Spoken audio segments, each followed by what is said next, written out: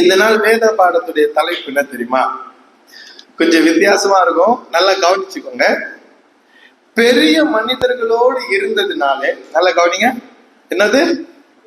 பெரிய மனிதர்களோடு இருந்ததுனால அதிகம் பேசப்படாத பெரிய மனிதர்கள். யாருக்கெல்லாம் புரியுது தலைப்பு? பெரிய மனிதர்களோடு இருந்ததுனால அதிகம் பேசப்படாத பெரிய மனிதர்கள். அதோடைய அர்த்தம் உங்களுக்கு நான் ஒரு சிலருக்கு ஒரு வேளை புரியாம இருக்கலாம். மிகப்பெரிய மனிதர்கள் கூட இவங்க பயணம் செஞ்சதுனால இவர்களும் மிகப்பெரிய காரியங்களை செய்தவர்கள், மிகப்பெரிய கர்த்தரால வல்லமையா பயன்படுத்தப்பட்டவர்களா இருந்தாலும் இவங்க அருகில் இருந்தவங்க அதை விட முக்கியமான நபரா இருந்ததுனால இவங்க அதிகம் பேசப்படாமலே போயிட்டாங்க, அதிகம் பிரசங்கிக்கப்படாம போயிட்டாங்க, அதிகம் கண்டுகொள்ளப்படாம போயிட்டாங்க. நம்ம உலக ரீதியா சில அரசியல் ரீதியா பார்த்தா கூட யாருக்கெல்லாம் மகாத்மா காந்தி தெரியும்? மகாத்மா காந்தி அநேகருக்கு தெரியும், அநேகருக்கு இல்ல, தெரியாதவங்களே திருவி கல்யாண சுந்தரனர் யாருக்கெல்லாம் தெரியும்?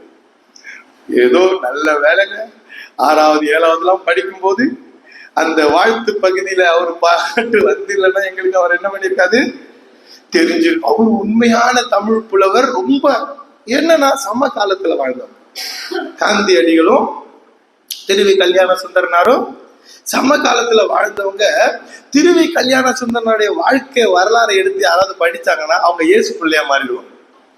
அவரை குறித்த சில சாட்சிகளை கேட்டாங்கன்னா அநேக நற்குணசாலிகளை கூட மாறிடுவாங்க. அப்படிப்பட்ட ஒரு மகானா இருந்தும் காந்தி வாழ்ந்த காலத்துல காந்தி அருகில நின்று செயல்பட்டதுனால இவர் அதிகம் பேசப்படல. கிரிக்கெட் பாக்குறவங்களுக்கு நீங்க பார்த்தீங்கன்னா 90கள்ல, நான் சொல்றது 1990 இருந்து 2000 வரைக்கும் உள்ள காலகட்டத்துல சச்சின் டெண்டுல்கர் அப்படின்னு சொன்னா எல்லாருக்குமே தெரியும்ல. ஆனா அஜய் ஜடேஜா அப்படின்னு யாருக்காவது தெரியுமா? அப்புறம் ஒரு சிலருக்கு தெரிஞ்சிருக்கு. அஜய் ஜடேஜா அதே இருக்கும். அஜய் ஜடேஜான்றவர் அவர் திறமையான விளையாட்டு வீரர். எந்த பகுதியில ஃபீல்டிங் நிக்க வச்சா அருமையா ஃபீல்ட் பண்ணுவாரு, பேட்டிங் பண்ண வச்சா அருமையா பேட் பண்ணுவாரு. ஆனா சச்சினோட நின்றுகிட்டு இருந்ததுனால அவர் அதிகம் பேசப்படல. நான் சொல்றது உங்களுக்கு புரியுது தானே? இப்படி அநேக பேசப்படாத நபர்கள் இருக்கிறாங்க பைபிள்ல. அவங்களை நாம அவர்களை குறித்த வேத பாடத்தை நாம் கற்றுக்கொள்ள போறோம். இன்னும் சில பேர்ல அவங்க பேர் கூட வரல பைபிள்ல. இன்னும் சில செயல்பாடுகள் மறைஞ்சு இருக்கு. நான் அதை உங்களுக்கு புரியுறதுக்காக சொல்றேன். நீங்க இப்ப வாசிக்க கூட வேணாம். அப்போஸ்தலர் 8ஆம் அதிகாரத்தை வாசிக்கும் போது அங்க பிலிப்பு என்ற ஒரு தேவ மனிதரை குறிச்சு அதிகமா பேசப்பட்டது, பேதுருவை குறிச்சு பேசப்பட்டது.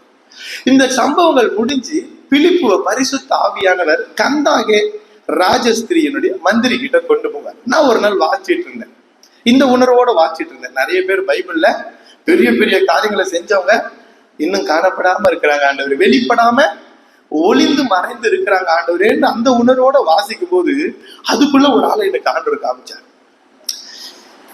பிலிப்பு இருக்கிறாரு. பிலிப்பு, நீ என்ன பண்ண? நீ எழுந்து ஆசாக்கு போகிற வழியில போயிட்டு இருக்கிறாரு, நீ அங்க போன்னு சொல்றாரு. எழுந்து பிலிப்பு எழுந்து புறப்பட்டு போகிறாரு. கந்தாகே ராஜஸ்திரியுடைய மந்திரி அங்க வராரு. அவர் ஏசாயா ஆகமத்தை வாசிச்சுட்டு வராரு. இவங்களுக்கு 2 பேருக்கு நடுவில் ஒரு ஆள் இருக்கிறான். யார் தெரியுமா? டிராக்ஸ் கொடுக்குறவன். இந்த டிராக்ஸ் ஊழியம் பண்ணுவாங்க பார்த்தீங்களா?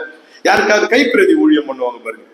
எவன் கொண்டு போய் அந்த ராஜஸ்திரி அந்த மந்திரி கையில கொண்டு போய் என்னத ஏசாயா தீர்க்கதரிசன புத்தகம் இன்னைக்கு நமக்கு எழுதப்பட்டு நம்பரோட கொடுக்கப்பட்டிருக்கு, 53ஆம் அதிகாரம். அந்த கரெக்டா அந்த வேத பகுதியை கொண்டு போய் எவன் கொடுத்தான்னு தெரியல. அவங்க பேரே இல்லை பைபிள்ல. ஆனா அப்படிப்பட்ட கிரியையை செய்கிறவர்கள் இன்னும் இருக்கிறார்கள். இப்படிப்பட்ட கிரியைகளை செய்ய என்னைக்குமே தேவ பிள்ளைகள் என்ன பண்ணக்கூடாது? தயங்கக்கூடாது. அல்லேலூயா. என் பேர் வரலையே. இந்த பைபிள் ஸ்டடி, இந்த வேத பாடத்தினுடைய முக்கியமான நோக்கமே உங்களுடைய கிரியையினால பரலோகத்துக்கு பிரயோஜனம் உண்டாக வேண்டும். உங்களுக்கு பேர் வரணும், புகழ் வரணும் என்ற எண்ணம் கூட வரக்கூடாது. ஆமென். எப்ப நமக்கு பேர் தரணும், எப்ப நமக்கு புகழ் தரணும், எப்ப நம்மளை பிரபலமாக்கணும், எல்லாம் நம்ம ஆண்டவர் அறிவார். அதை அஞ்ஞானிகள் தான் நாடி தேடுவார்கள். பூமிக்குரிய மனிதர்கள் தான் அதை என்ன பண்ணுவாங்க, பேர் பிரஸ்தாபத்தையும், எங்களால இது நடந்துச்சு, என் மூலமா தான் இவர் ரட்சிக்கப்பட்டார், என் மூலமா தான் சுகம் பெற்றாங்க, என் மூலமா தான் இவங்க உருவாக்கப்பட்டாங்கன்றதை சொல்ல துடிக்கிறவர்கள் எல்லாம் தேவனுக்காக தேவ ராஜ்யம் கட்ட வேண்டும் என்ற எண்ணம் இல்லாதவர்கள் தான் அதை செய்வார்கள். எல்லாம் யோவான் ஸ்நானகன் வாழ்ந்த நாட்கள்ல யோவான் ஸ்நானகன் மிகப்பெரிய தேவ மனுஷனா இருந்தார்.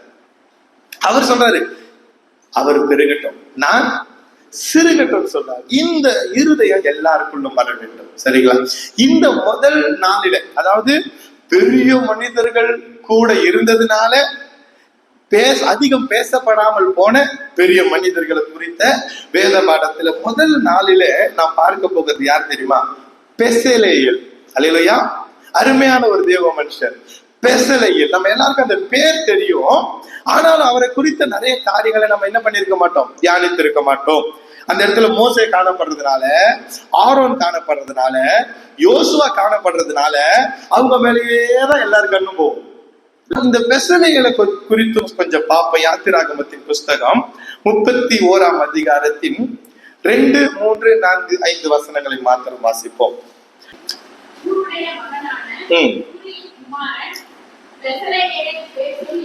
இத நல்ல பெசலேயேலை யூதா கோத்திரத்துல இருந்தவன், ஊரின் மகனாகிய ஊரியின் குமாரன் தான் இந்த பெசலேயேல்னு சொல்லி நாம் வாசிக்கிறோம். ஒரு வம்சம் யூதா வம்சம்னு போட்டிருக்கு.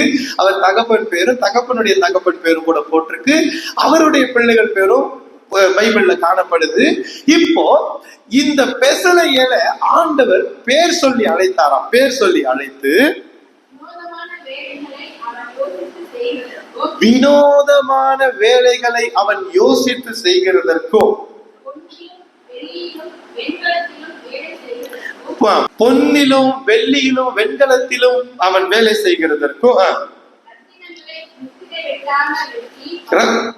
ரத்தினங்களை முத்திரை வெட்டாக வெட்டி. இந்த வார்த்தைகள் எல்லாம் கொஞ்சம் நினைவுல வச்சுக்கோங்க. நம்ம 3வது பாயிண்ட பார்க்கும்போது அது உங்களுக்கு பிரயோஜனமா இருக்கும். மரத்தின் சித்திர வேலைகளை செய்கிறதற்கும்,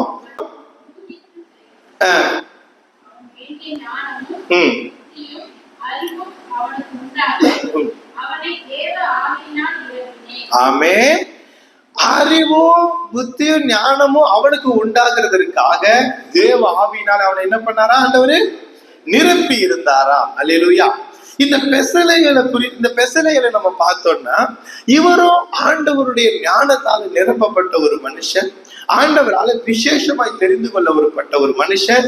ஆசரிப்பு கூடாரம் தான் அன்றைய தேவாலயம். அன்றைய தேவாலயம் என்னது? சாலமோன் தேவாலயம் கட்டுறதுக்கு முன்னாடி தேவ ஜனத்துக்கு இருந்தது என்ன? எதுதான் தேவாலயம்? ஆசரிப்பு கூடாரம். அந்த ஆசரிப்பு கூடாரத்தை உண்டாக்குனவரும் அதுக்குள்ள இருக்கிற சகல பனிமுட்டுகளையும் அதுக்குள்ள காணப்படுற எல்லாத்தையும் கர்த்தர் இந்த பெசலேயேலை கொண்டும் இந்த பெசலேயேலுடைய தலைமையில தான் என்ன பண்ணாரு?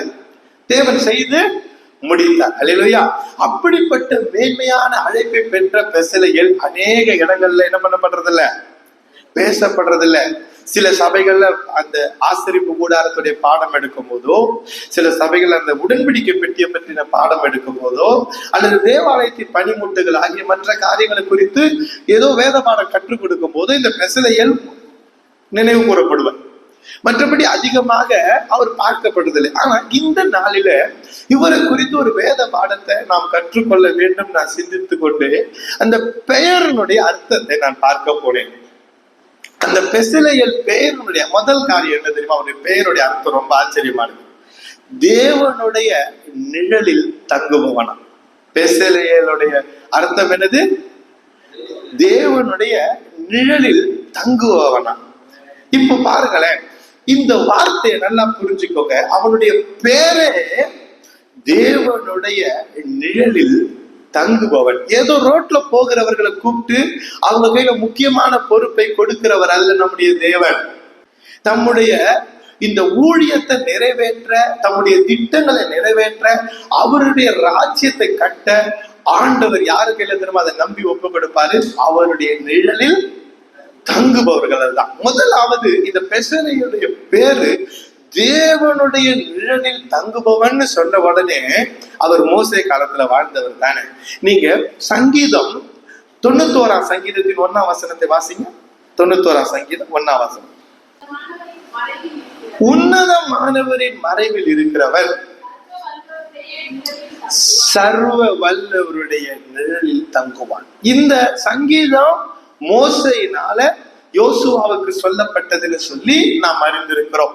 மோசே தன்னுடைய ஊழியக்காரனாகிய யோசுவாவுக்கு தேவன் எப்படிப்பட்டவர் என்பதை சொல்லும்படிக்கு அவர் சொல்லும் போது நீ எப்படி இருக்கணும்ன்றத சொல்ற. யோசுவாவே உன் வாழ்க்கை எப்படி தெரியுமா இருக்கணும், என்ன கொஞ்சம் கவனிங்க. யோசுவாவே மோசே சொல்ற, மோசே யோசுவாவே உன் வாழ்க்கை எப்படி தெரியுமா இருக்கணும், பெசலைகள் மாதிரி இருக்கணும். அல்லேலூயா. என்ன சொல்றாரு, உன் வாழ்க்கை எப்படி இருக்கணும், பெசல். நான் எடுத்து பார்த்தேன், ஈப்ரு மொழியில அந்த வசனத்தை எடுத்து வாசிச்சு பார்த்தேன். எபிரேய மொழி அப்படி நம்ம ஆங்கிலத்துல வாசிக்க நமக்கு உதவியாக அந்த ஆங்கில எழுத்துக்களை போட்டிருப்பாங்க. எபிரேயத்துல இருக்கும், ஆங்கிலத்திலே போட்டு அது அழகா போட்டிருக்கு. நிழலில் தங்குவான்னு இருக்குல்ல, அதுக்கு பேசேல் ஏல்னா கடவுள். பேசேல் ஏல், பேசேல் ஏல், அதான் பெசல் ஏல். தமிழ சொல்லும் போது பெசலே ஏல். அந்த பேசேல் ஏல் தேவனுடைய நிழலில் தங்குபவன். இந்த அப்படியே நம்ம புரிஞ்சுக்கிட்டோம்னா தனக்கு பின்னாடி தன்னுடைய ஸ்தானத்துல வரப்போகிற, தனக்கு இருக்கிற மொத்த அதிகாரத்தையும் தன் கரத்துல எடுத்து பயன்படுத்த போகிற, தன் மேல இருக்கிற ஆவிய தான் மேல கிருபையாய் பெறப்போகிற அந்த யோசுவாவுக்கு சொல்லும் போது நீ யார மாதிரி இருக்கணும், பேசலைய மாதிரி இருக்கணும்ன்ற அளவுக்கு சொல்லப்பட்டதாக நாம் புரிந்து கொள்ளலாம். அவன் பேருடைய அர்த்தம் தேவனுடைய நிழலில் தங்குபவன். இந்த முதல் காரியத்தை சிந்திக்கும் போதே பாருங்களேன், நாம் யாரெல்லாம் உன்னதமானவருடைய மறைவு, சர்வ வல்லவருடைய நிழல், இதை தேடி எங்க போகணும்? இந்த உன்னதமானவருடைய மறைவையும் சர்வ வல்லவருடைய நிழலையும் தேடி நாம எங்க போகணும்? மரத்தின் நிழலை தேடி, மரத்துல நிழல் தஞ்சம் அடையணும்னு நினைச்சீங்கன்னா நீங்க மரத்தை தேடி போகணும். வீடுகள்ல போய் அறைக்குள்ள தஞ்சம் அடையணும்னு நினைச்சீங்கன்னா நீங்க வீட்டை தேடி போகணும். ஆனா உன்னதமான தேவனுடைய மறைவிலையும் அவருடைய நிழல்லையும் நீங்க தங்கணும்னு விரும்புனீங்கன்னா நீங்க இருக்கிற இடத்துல அவர் உங்களை போட முடியும். அல்லேலூயா. ஆனா அதை விரும்பாம என்ன மத்ததெல்லாம் என்ன கோபம் மூடிக்கொள்ளட்டும், என்னை கவலை மூடிக்கொள்ளட்டும், எனக்கு பயம் என்ன, நான் சொன்னது மூணுத்தையும் பாருங்களேன். கோபம் இப்ப கோபமா இருக்கிறேன்னா நான் கோபமா இருக்கேன்னு சொல்லணுமா, சொல்லாமலே உங்களுக்கு புரியுமா? முகத்தை பார்த்தாலே புரியுமா, புரியாது? நான் கவலையா இருக்கேன்னா நான் ரொம்ப கவலையா இருக்கேன்னு சொல்லணுமா இல்லையா? முகத்தை பார்த்தாலே சரி நான் பயப்படுறேன்னு வச்சுக்கோங்களேன். நான் முதல் கார் ஓட்டும் போது ஒரு நண்பர் ஒருத்தர் கார் வாங்கிட்டு வந்தாரு. சசி ஓட்டிப்பாரு சசி, நானும் ஏறி உட்காந்துட்டேன். உட்காந்துட்டு அப்படியே உட்கார்ந்து இருந்த பாருங்க வல்சாண்டில, ஏன் பயப்படுற அப்படின்னாங்க. கண்டுபிடிச்சிட்டாங்களே அப்படி. அந்த பயம் யாருன்னா இடிச்சிருவோமா, புது காரா இருக்க எங்கன்னா விட்டுருவோமா, முகம் மாறணும்னு கண்டுபிடிச்சிட்டாங்க.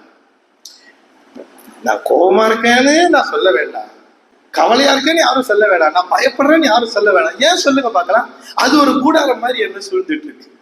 கோபம் ஒரு ஒரு நிழல் போல, மறைவு போல என்ன மூடிக்கிட்டு ஏன் ஒரிஜினல் பேச மாத்திடுச்சு. என்ன பாக்குறவங்களுக்கு கோபம், என்ன பாக்குறவங்களுக்கு கவலை, என்ன பாக்குறவங்களுக்கு பயம் பிடிச்சிருக்கோம், இவனுக்கு இருதயத்துல பயம் பிடிச்சிருக்கு, இவன் பயத்துக்குள்ளதான் இப்ப இருக்கிறான்ற அளவுக்கு அது நம்மளை மறைத்து இருக்கிறத நாம உணர்றோம் இல்லையா? இப்படி நாம இருக்கிற இடத்துலயே நான் எதை குறித்தும் பயப்பட மாட்டேன், நான் எதற்காகவும் கவலைப்பட மாட்டேன், நான் எந்த சூழ்நிலையிலும் கோபப்பட மாட்டேன்னு சொல்லி அவரு பிரசனத்துல நான் தங்கி இருப்பேன். அவருடைய அவர் என்ன மூடட்டும், அவர் என்ன நிழலிடட்டும், என்ன பார்க்கிறவங்களுக்கு அவர் என்ன சூழ்ந்திருக்கிறது தெரியட்டும். ஸ்தேவான கல்லெறிஞ்சவர்களுடைய பிரச்சனை அதுதான். அவங்களுக்கு ஸ்தேவான் தெரியல. ஸ்தேவான கல்லெறிஞ்சவங்களுக்கு யாரும் தெரியல. அந்த இடத்துல சூழ்ந்திருந்தவங்களுக்கு, சாட்சிக்காரர்களுக்கும் அங்கிருந்த வாலிபனாகிய சவுல் என்னும் வாலிபனுக்கும் அவனுக்கு யாரும் தெரியல. அவங்க கண்ணுக்கு ஸ்தேவான் தெரியல. ஸ்தேவான பயம் மூடல, ஸ்தேவான கவலை மூடல. ஸ்தேவானை கோபமும் மூடல, ஸ்தேவானை தேவன் மூடி இருந்தார். அல்லேலூயா. இந்த பெசலேயனுடைய பேரினுடைய அர்த்தம் தேவனுடைய நிழலில் தங்குவோம். இப்படி தேவ பிரசனத்துல தங்குகிறவர்கள்ட்ட தான் தேவன் தம்முடைய திட்டத்தை கொடுப்பார். தேவ பிரசனத்துல மூடப்பட்டவர்கள் இடத்துலதான் தேவன் தம்முடைய ராஜ்யத்தை கட்டும் பணியையும் கொடுப்பார். சரிங்களா? அடுத்தது, முதல்ல அவருடைய பேரனுடைய அர்த்தமே நமக்கு ஒரு பாடம் தான்.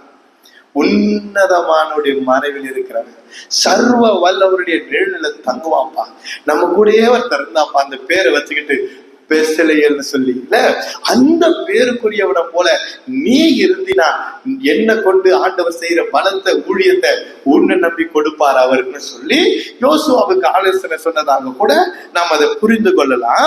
அடுத்தது, யாத்திராகமத்தின் புஸ்தகம் அந்த வாசிச்ச 31ஆம் அதிகாரத்தின் 2ஆம் வசனத்தை திரும்ப வாசிங்க. யாத்திரா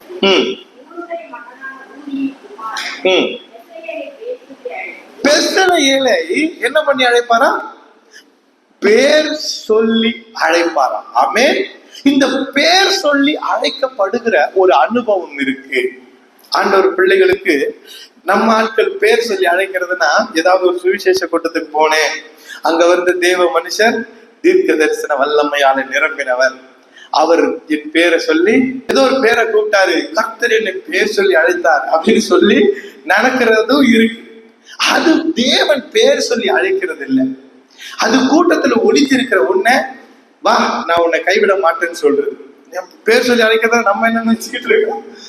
ஐயோ, எத்தனையோ கூட்டத்துக்கு போறேன், எத்தனையோ பேர் ஆண்டவர் பேர் சொல்றாரு, என் பேரை சொல்லவே மாட்டாரு.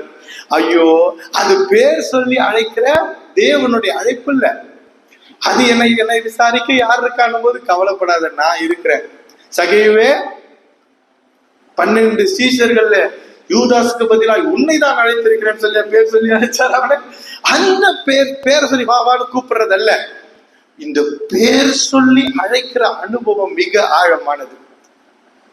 யோவான் 10ஆம் அதிகாரம் அதனுடைய 3ஆம் வசனத்தை யாராவது வாசிங்க. யோவான் 10ஆம் அதிகாரம் அதனுடைய 3ஆம் வசனம். வாசலை காக்கிறவன், மந்தையையும் மேய்ப்பனைய குறிச்சு இங்க ஆண்டவர் பேசுறாரு. வாசலை காக்கிறவன் அந்த மேய்ப்பனுக்கு, நல்ல மேய்ப்பனுக்கு, பிரதான மேய்ப்பனுக்கு, பரம மேய்ப்பனாகிய இயேசுவுக்கு வாசலை திறக்கிறான். ஆடுகளும் அவன் சத்தத்துக்கு செவி கொடுக்கிறது. அவன் தன் ஆடுகளை என்ன சொல்றாரா? அவரு பேர் சொல்லி கூப்பிட்டு. ஆமென், அல்லேலூயா.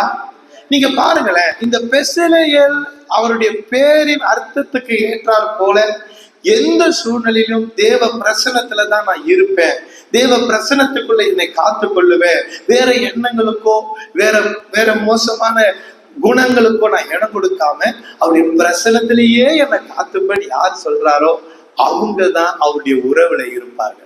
அல்லேலூயா. இங்க இந்த ஆட்டுக்கும் மேய்ப்பனுக்கும் உறவு இருக்குன்னு அந்த இப்ப வாசிக்கிறதுக்கு நமக்கு நேரம் இல்ல. அந்நியர்கள் சத்தத்துக்கு அது என்ன பண்ணாது? செவி கொடுக்காது. அது பேரையே கரெக்டா சொல்லி பேரையே கூப்பிட்டா கூட அது என்ன பண்ணாது? அது பேரையே சொல்லி இன்னாரே இவரே சொல்லி கூப்பிட்டா கூட இது என் நேசருடைய சத்தம் இல்ல, இது என்ன கிடையாது, இது என் நேசருடைய சத்தம் இல்ல, இது ஆண்டவருடைய சத்தம் இல்ல அப்படின்னு சொல்லிட்டு அவங்களுக்கு அது விலகி போயிடுமா. இந்த பெசலேயல் அவருடைய நிழலில தங்குகிற மனுஷனா இருந்ததுனால அவனுடைய பேரை சொல்லி அழைத்தார். அந்த பேர் சொல்லி அழைக்கிறதுனா நமக்கு இப்போ சூட்டப்பட்டிருக்கிற அதே பேரை சொல்லி அழைப்பார்னு கூட இல்லை. அவர் நம்மளுக்குன்னு ஒரு ஸ்பெஷல் வச்சிருப்பார். அல்லேலூயா. அந்த சத்தம் தொனிக்கும் போது அவர் உங்களை எப்படி கூப்பிடுவாரோ அப்படி கூப்பிடுவார். ஆமென். அவர் நம்மளை எப்படி கூப்பிடுறோம் அவர் விரும்புகிறாரோ அப்படி கூப்பிடுவார். ஆனா அந்த உறவு முக்கியம். முதல்ல அவருடைய பிரசன்னம், அவர் பிரசனத்திலே என்னை காத்துக்கணும். அவர் பிரசனத்தை விட்டு என்னை வெளியே கொண்டு போறதுக்கு வர எந்த சூழ்நிலைக்கு இடம் கொடுக்காம, அது எத்தனையோ ரூபத்துல வரும், பல ரூபத்துல வரும். அது பண பிரச்சனைன்ற ரூபத்துல வரும், அது அழகுன்ற ரூபத்துல வரும், அது ஆடம்பரம் என்ற ரூபத்துல வரும். அது ஏதாவது ஒரு ரூபத்துல வந்து தேவ பிரசன்னத்தை விட்டு நம்மளை என்ன பண்ணும்? வெளியே கொண்டு போகும். ஆனா எந்த சூழ்நிலை வந்தாலும் அவர் பிரசன்னத்துலதான் நான் இருப்பேன்னு யார் சொல்றாங்களோ அவங்களை நம்பித்தான் தம்முடைய திட்டங்களை ஆண்டவர் கொடுப்பார். அவங்கள தான் பேரை சொல்லி அவர் என்ன பண்ணுவாரு, அழைப்பார். நீ வா, உன்னை கொண்டு நான் இந்த வேலையை செய்ய போகிறேன். நீ வா, உன்னை கொண்டு நான் ஜனங்களை விடுதலை ஆக்க போகிறேன். நீ வா, உன்னை கொண்டு என் ராஜ்யத்தை நான் கட்ட போகிறேன்னு சொல்லி பேரை சொல்லி அழைப்பார். இந்த பேர் சொல்லி அழைக்கிறது தான் தேவன் என்னை அறிவார் என்பதனுடைய ஒரு அர்த்தம். அல்லேலூயா. எந்த ஒரு தேவ பிள்ளையுடைய மேன்மை என்ன தெரியுமா? அந்த தேவ பிள்ளைய தேவன் அறிந்திருக்க வேண்டும். ஆமென்.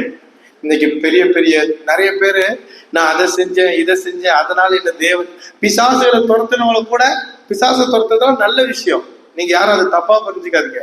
இதுல இருந்து அசுத்த ஆவியினால பிடிக்கப்பட்ட ஒரு மனுஷனை அந்த அசுத்த ஆவியினிடத்துல இருந்து விடுதலை ஆக்குறது நல்ல சிறந்த ஒரு காரியம். சரிங்களா? அதை தப்பா ஒரு நாள் நீங்க என்ன பண்ணக்கூடாது, புரிஞ்சுக்கூடாது. ஆனா 100 பிசாசை துரத்திட்டு கூட ஆண்டவரால அறியப்படாதவர்களா இருக்க முடியும். ஆமென்.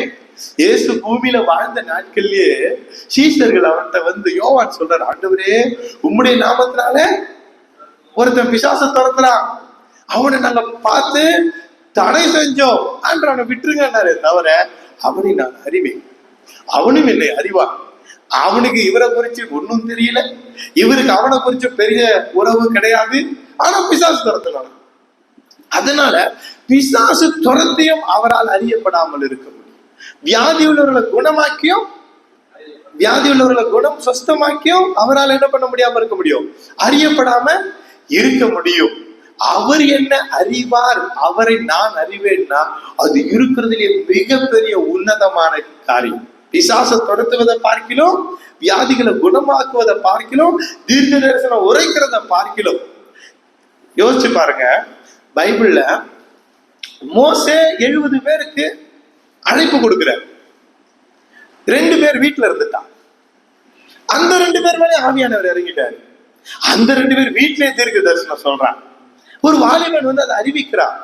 அறிவிச்சவனை யோசுவா துடிக்கிறார், எப்படி அவன் பண்ணலாம், பண்ணிட்டு போறான், விடுப்பா, விடு விடு.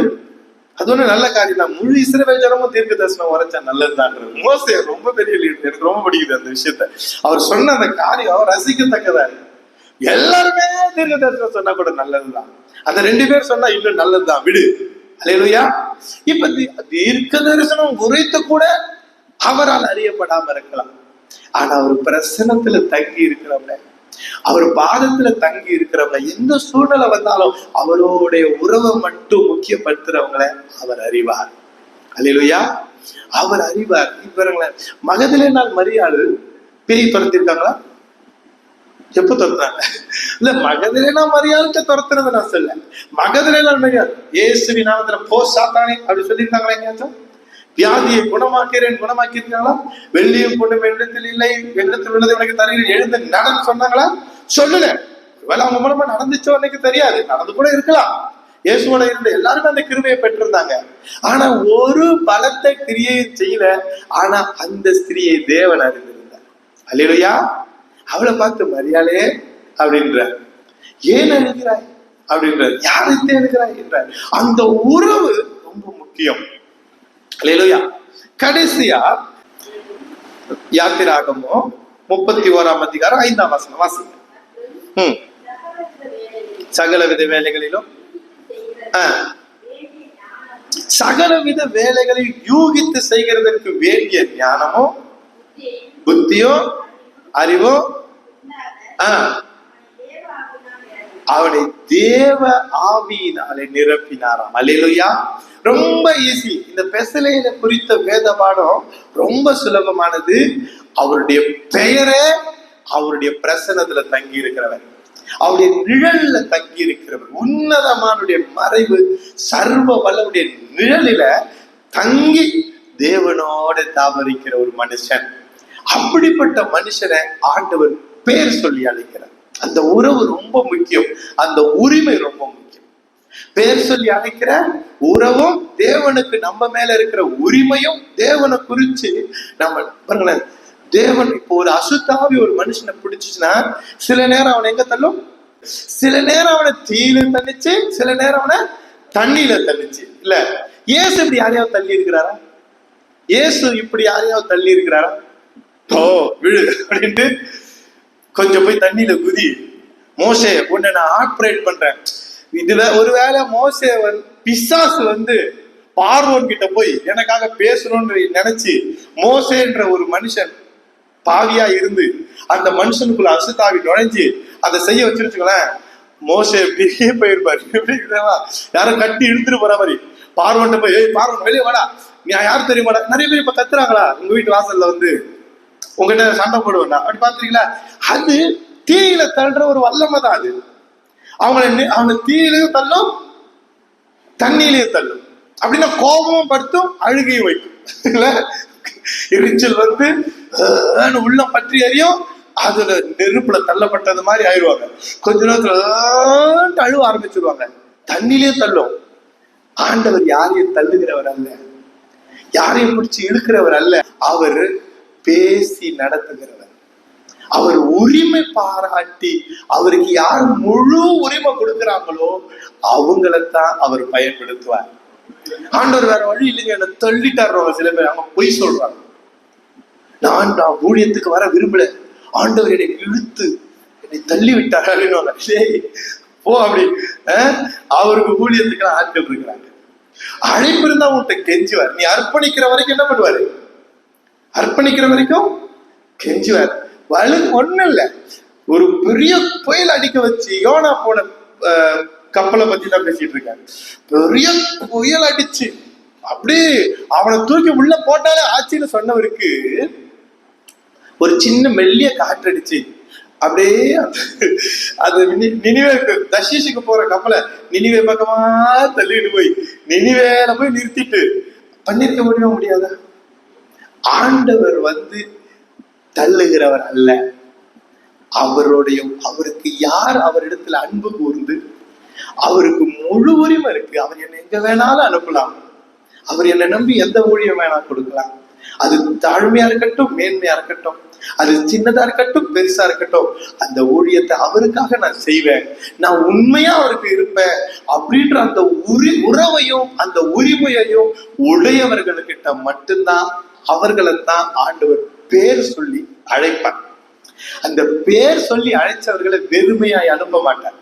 சீஷர்களை குறிச்சு ஆச்சரியமா இருக்கும். நீங்க புறப்பட்டு போங்கள் அப்படின்ட்டு போயிடாதீர்கள் அப்படின்னு.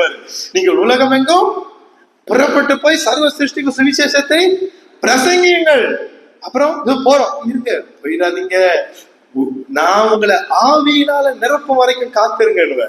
எந்த ஊழியத்தை எந்த வேலையை நம்மை நம்பி கொடுக்கிறாரோ அந்த வேலையை அந்த ஊழியத்தை நிறைவேற்றுகிறதுக்கான அபிஷேகத்தை தருவார். அதுக்கேற்ற ஆவியினால நம்மை நிரப்புவார். பெசலேயேல பேர் சொல்லி அழைத்து ஆவியினால நிரப்பினார். ஆமென்.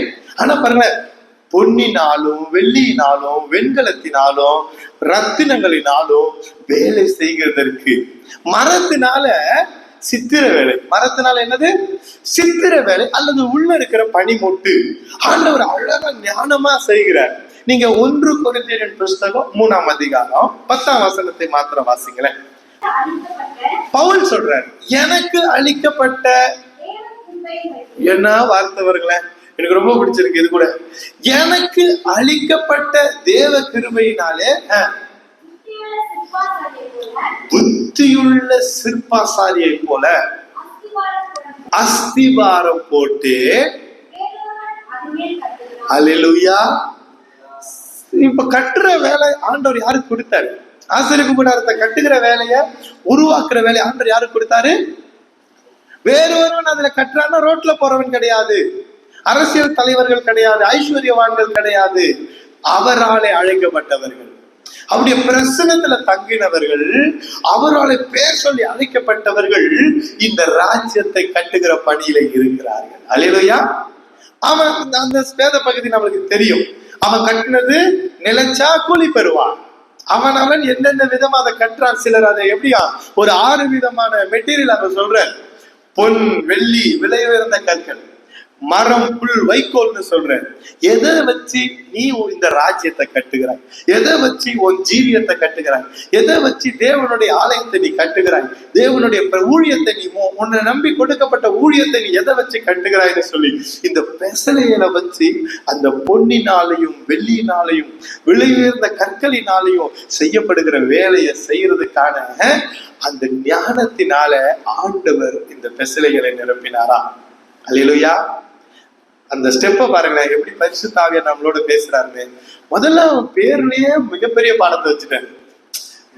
தேவனுடைய நிழலில் தங்குபவன். தேவனுடைய நிழல்ல தங்களை காத்து கொண்டவர்களை நம்பி அவர்களுக்கு திட்டங்களை தருவார். தேவனுடைய நிழல்ல, தேவனுடைய பிரசனத்துல யார் யார் தங்களை காத்து கொண்டார்களோ அவர்களை தான் பேர் சொல்லி அழைத்து அவருடைய ராஜ்யத்தை கட்ட வேண்டும், அவருடைய ஊழியத்தை நிறைவேற்ற வேண்டும் என்ற பொறுப்பை ஆண்டவர் கொடுப்பார். அப்படிப்பட்டவர்களை அபிஷேகத்தால நிரப்புவார். அப்படிப்பட்டவர்களை ஞானத்தின் ஆவியினால, புத்தியினால, அறிவினால நிரப்புவார். அந்த பரிசுத்த ஆவி நிறைவை கொண்டு நாம் பொன்னினாலும் வெள்ளியினாலும் விலை உயர்ந்த கற்களினாலும் இந்த ராஜ்யத்தை கட்ட வேண்டும். ஒரு நாள் ஆண்டுடைய வருகையில அது பரிசோதிக்கப்படும். அல்லது இடையில வருகிற சோதனைகள்ல, போராட்டங்கள்ல நம்முடைய ஊழியர்கள் பரிசோதிக்கப்படும். அக்கினினால் அது பரிசோதிக்கப்படும். ஆனா இந்த வைக்கோல் புல்லுல கட்டினாங்கன்னா வெந்து போகும். அல்லேலூயா.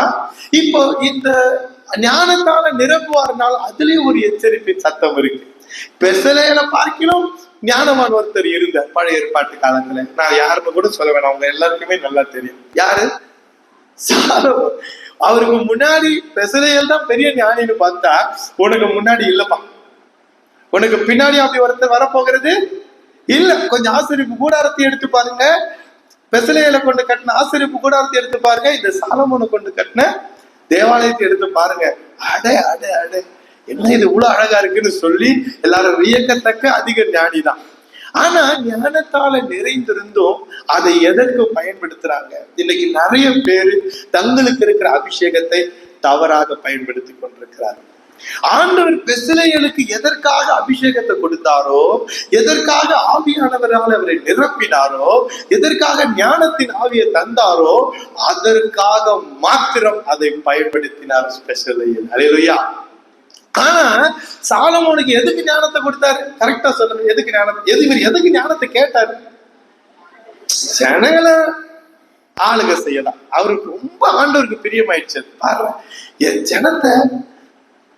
ஜனத்தை நடத்தணும்னு கிடைச்சிச்சு, வந்துச்சு லாபம் சொல்லி துடிக்காம, அப்சலோம் மாதிரி நான் ராஜான்னு சொல்லாம இப்படிதான் நடத்துறது தெரியல. எங்க அப்பா ரொம்ப அறிவா நடத்தினாரு, ரொம்ப புத்தியா நடத்தினாரு, ஞானமா நடத்தினாரு.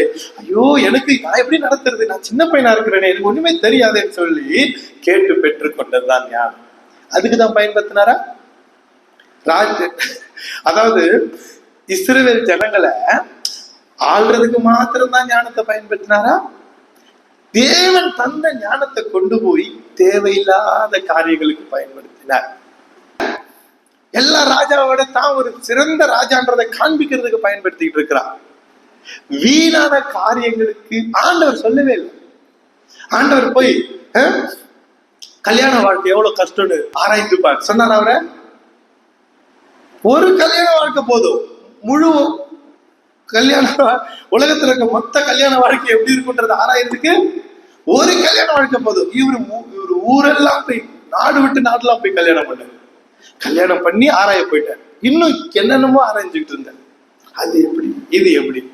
நிறைய பேரு இப்படித்தான் ஆண்டவர் தந்த ஞானத்தின் ஆவிய, ஆண்டவர் தந்த ஞான வரத்தை எதுக்கோ பயன்படுத்திட்டு இருக்கிறாங்க.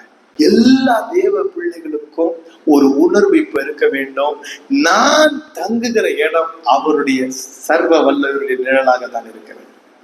தேவனுடைய நிழலில் தங்குபவன் என்கிற பேரை நானும் வாங்க வேண்டும். மோசே யோசுவாவுக்கே அதை ஆலோசனையா சொல்றாரு பாருங்க.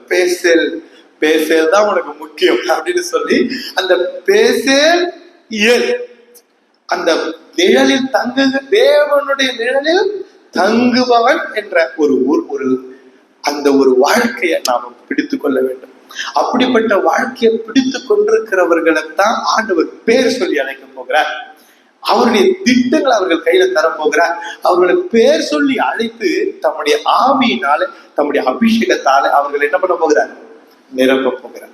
அந்த ஆவியின் அபிஷேகத்துல நிறைந்து அந்த எதற்காக அந்த அபிஷேகத்தை தந்தாரோ, எதற்காக அந்த கிருபையை தந்தாரோ, அதுக்கு மாத்திரம் அந்த அபிஷேகத்தை பயன்படுத்த போகிறோம். அல்லேலூயா. பெஸ்லேயல் கிட்ட நம்ம கத்துக்க வேண்டிய முக்கியமான பாடம், தன்னை மேல ஆண்டவர் தந்திருந்த ஞானத்தின் வரத்தை வச்சு அங்கிருந்த இஸ்ரவேலர் எல்லாரும் காட்டிலும் நான் தான் பெரியவன் என்று காட்டாத பயன்படுத்துவது. நான் யோசுவா இருக்க வேண்டிய இடத்துல நான் இருக்க வேண்டியவன் அப்படின்னு சொல்லி ஒரு இடத்துல அவர் என்ன பண்ணத பயன்படுத்தவில்லை. அவர் அந்த ஞானத்தின் ஆவிய முழுக்க முழுக்க அந்த ஞானத்தின் அந்த அபிஷேகத்தை எதற்காக தேவன் தந்தாரோ அதற்காக பயன்படுத்தினார். இது மிகப்பெரிய எச்சரிக்கை சத்தம். உங்க மேல பரிசுத்த ஆவியானவர் ஊற்றப்பட்டதற்கு ஒரு நோக்கம் உண்டு. உங்க மேல பரிசுத்த ஆவியின் அபிஷேகம், பரிசுத்த ஆவியின் அந்த நிறைவு கிடைச்சதற்கு ஒரு நோக்கம் உண்டு. உங்களை கொண்டு கர்த்தர் ஏதோ செய்ய விரும்புகிறார். அந்த எதை செய்ய கர்த்தர் விரும்புகிறாரோ அதை செய்ய நம்ம 100க்கு 100 நாம் அர்ப்பணிப்போமாக. அப்படிப்பட்ட அர்ப்பணிப்புக்குள்ள போகும்போது, அப்படி 100க்கு 100 நாம் நம்மை அர்ப்பணிக்கும் போது ஆண்டவர் நம்மை கொண்டு பலத்த கிரியைகளை செய்வார். யோசிச்சு பாருங்க, இந்த பெசலேயல் கட்டின ஆலயம், அந்த ஆலயத்துலதான் தேவனுடைய மகிமை தங்குச்சு. இந்த பெசலேயலால உண்டாக்கப்பட்ட உடன்படிக்கை பெட்டி, அந்த உடன்படிக்கை பெட்டி தான் தேவனாகவே காணப்பட்டுச்சு. தேவன் காணக்கூடாத தேவன் இதுலதாங்க நமக்கு பேச அமர போகிறார் அளவுக்கு அந்த அளவுக்கு முக்கியப்படுத்தப்பட்டுச்சு.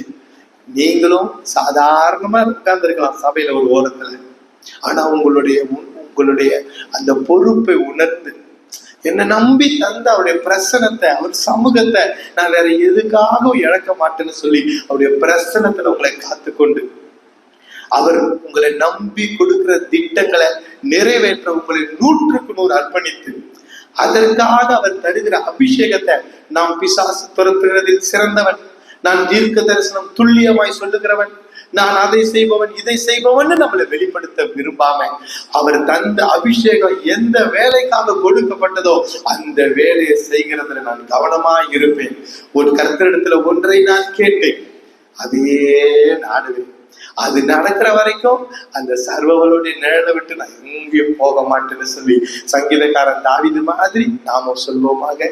கர்த்தர் நம்மை ஆசீர்வதிப்பார். நாம எல்லாரும் கண்களை மூடுவோம்.